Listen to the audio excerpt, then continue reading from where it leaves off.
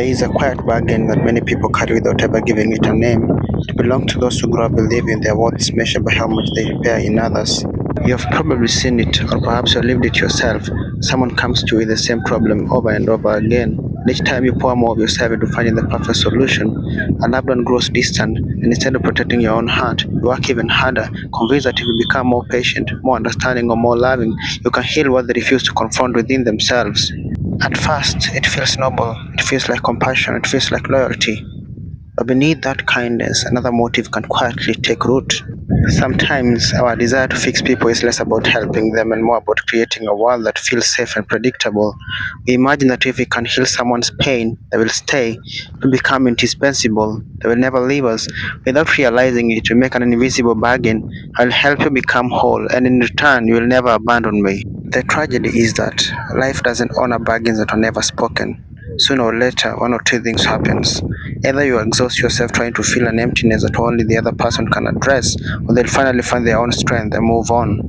That moment can feel devastating. After everything you invested, after every late night conversation, every sacrifice, every ounce of emotional energy, they walk away. It feels like betrayal, yet often it isn't cruelty that drives them away. People naturally seek to leave behind chapters of their lives filled with pain and vulnerability.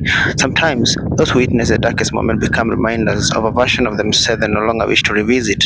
It's painful, but it teaches an important lesson. People are not projects. Some individuals genuinely want to grow. They welcome responsibility, embrace change, and take ownership of their healing. Others simply want someone to witness their suffering without ever asking them to change. They don't seek transformation, they seek comfort in remaining exactly where they are.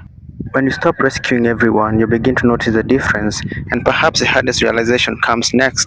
Why does someone else's brokenness feel like responsibility in the first place? Why does fixing everyone else seem easier than sitting quietly with your own fears, your own disappointments, and your own unanswered questions? The answer is rarely comfortable.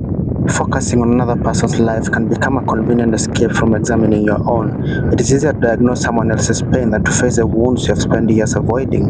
But healing begins the moment we put down the tools we were never meant to carry. We stop mistaking potential for reality. We stop excusing harmful behavior because someone had a difficult past. We discover that healthy boundaries are not acts of selfishness, they are acts of wisdom and respect. We learn that people must experience the consequences of their own choices if they are ever to grow. We cannot live their journey for them, no matter how deeply we care. That realization isn't cold, it's freeing. Because the truth is, none of us were placed here to become another person's savior. We each have enough work to do within ourselves. And when we finally accept that, something remarkable happens.